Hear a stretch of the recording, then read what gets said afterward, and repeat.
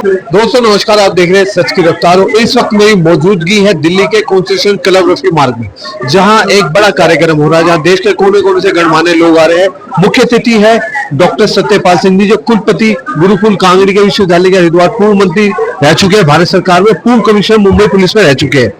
और ये जो कार्यक्रम है दादी माँ रुक्मणी देवी फाउंडेशन इंस्टीट्यूट ऑफ नेचुरोपैथी के लिए है। लोगों को स्वस्थ रहने के लिए टिप्स बताई जा रही है। गणमान्य लोग क्या संदेश देना चाहते हैं, महिलाएं, बच्चे, युवा सब इसमें बढ़ चढ़कर हिस्सा ले रहे हैं। तो एक बहुत बड़ा प्रोग्राम है। 10 बजे इसका शुभारंभ हुआ था, तो 4 बजे तक ये प्रोग्राम लगभग चला है। और प्रोग्राम की एक खासियत ये थी कि स्वस्थ रहने के लिए बहुत सारे टिप्स दिए जा रहे हैं, और कई लोगों को यहाँ जो समाज में समाज सेवा करते हैं उनको मान सम्मान दिया जाएगा मंच पर।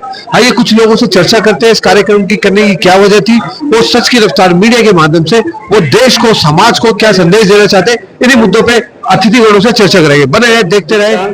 हमारे बैच में टोटल 22 बच्चे थे। 22 बच्चों को सम्मानित किया गया है, उनका उत्साहवर्धन किया गया है, और सम्मानित करने के लिए मंत्री साहब, डीन साहब, चांसलर साहब सभी यहाँ मौजूद थे। इससे बच्चों का जो है उत्साहवर्धन होता है, इसलिए इस तरह के प्रोग्राम का आयोजन किया। नेचुरोपैथी में आहार, व्यवहार, विचार और संस्कार की क्या जरूरत है? वास्तविकता ये है कि नेचुरोपैथी अपने आप में एक संस्कृति है। आहार और व्यवहार दो इम्पोर्टेंट चीज है। इसका कारण क्या है कि जो हमारा आहार है वो ये तय करता है कि हमारे शरीर में एंजाइम कैसा बनेगा, और हमारा जो विचार है वो तय करता है कि हमारा हार्मोन कैसा बनेगा। और शरीर के भगवान ने हार्मोन को वैद्य बना रखा है और एंजाइम को औषधि। तो अगर आहार और विचार ठीक नहीं होगा तो आहार ठीक नहीं होगा तो औषधि गलत, और विचार ठीक नहीं है तो वैद्य गलत। अब गलत वैद्य इलाज करेगा शरीर का तो क्या होगा? इसलिए विचार बहुत महत्वपूर्ण होता है। विचार से हार्मोन्स बनते हैं, और हार्मोन्स हमारे शरीर का वैद्य होता है। हमारे शरीर को किसी वैद्य की जरूरत नहीं है। हमारे शरीर में स्वतः वैद्य है जिसका नाम है हार्मोन्स, जो हमारी भावनाओं को कंट्रोल करता है, नियंत्रित करता है। हमारे विचार नियंत्रित होते हैं, हमारे व्यवहार नियंत्रित हो जाते हैं, और हमारे व्यवहार नियंत्रित हो जाते हैं तो हम सज्जन पुरुष बन जाते हैं। आज कार्यक्रम सफल रहा, इसका धन्यवाद करना चाहिए। देखिए, कार्यक्रम सफल रहने के लिए सर्वप्रथम दादी माँ रुक्मणी देवी फाउंडेशन के चेयरमैन डॉक्टर बेनी प्रकाश गुप्ता जी, पूरी दादी माँ रुक्मणी देवी फाउंडेशन की टीम और सभा में आए सभी व्यक्ति हमारे लिए उतने ही इम्पोर्टेंट है जैसे मैं खुद हूँ। तो सभी के सहयोग से ही ऐसा आयोजन सफल संभव हो पाता है, इसलिए सभी का धन्यवाद। श्री 1008 महामंडलेश्वर श्री कृष्ण जी हमारे बीच में उपस्थित है आशीर्वाद देने के लिए, और आप सब आए हैं। हमारा सब कर्तव्य है कि मिलकर हम इनका आशीर्वाद लेकर प्रभु के पास इस मिशन को आगे बढ़ाएं, क्योंकि विज्ञान ने समाज को आराम के लिए बहुत कुछ दिया है, समाज के कल्याण के लिए कुछ नहीं किया।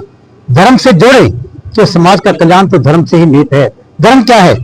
समाज के मानवता के कल्याण के लिए बनाए गए नियम ही धर्म है।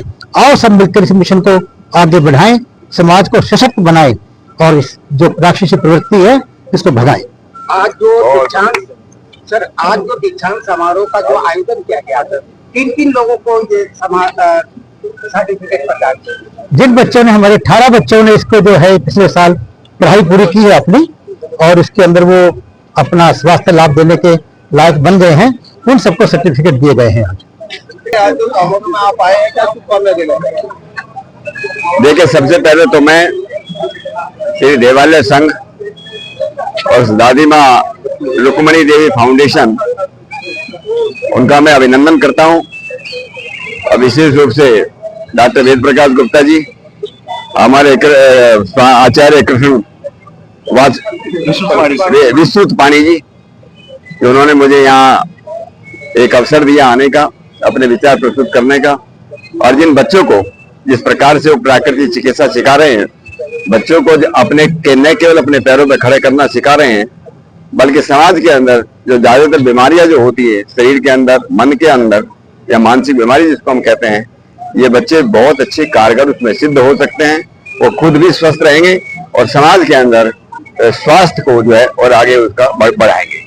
तो मैं इस काम के लिए बहुत बहुत उनको मैं बधाई देता हूँ, शुभकामनाएं देता हूँ। सर पहले बच्चे खेल कूद किया करते थे, लेकिन आज के बच्चे मोबाइल पे ज्यादा समय देते हैं, इस पर क्या कहें? देखिए, जो भी वैज्ञानिक हमारे आविष्कार हैं, अगर उनका ठीक से सदुपयोग नहीं है, अगर हम उनका दुरुपयोग करने लगे तो निश्चित रूप से उसको दुष्परिणाम होंगे। ये बात बिल्कुल आपकी सही है कि मोबाइल का ज्यादा प्रयोग करने से बच्चों के अंदर आजकल उनके मस्तिष्क के अंदर भी कमी आने लगी है, मेमोरी लॉस होने लगा है, कंसंट्रेशन एकाग्रता कम होने लगी है। ये माँ बाप का ध्यान रखने की जरूरत है कि छोटे बच्चों को मोबाइल न दें या कम से कम दें, ताकि बच्चे जो है उसका सही सदुपयोग करना सीखें। धन्यवाद। देवी नेचुरोपैथी संस्थान के तत्वाधान में इस प्रोग्राम में हम डॉक्टर सत्यपाल जी का हार्दिक अभिनंदन करते हैं और इनकी विद्वत्ता से आज जो यहाँ सबने सीखा उसका भी आभार व्यक्त करते हैं। आगे ही इस तरह से कार्यक्रम चलते रहें। इस तरह के व्यक्तित्व का समाज को जितना फायदा लेना चाहिए उतना लेना चाहिए। ऐसे बिरले लोग मिलते हैं समाज में और भारत के महान विद्वानों में से एक हैं। आज हमारा सौभाग्य है जो हमारे बीच आए और हमें आशीर्वाद दिया। और इसके साथ साथ में डॉक्टर वेद प्रकाश जी का भी इस उम्र में कि वो दोनों लगे हुए हैं, इस उम्र के इनको मेरे याद आ रहे हैं।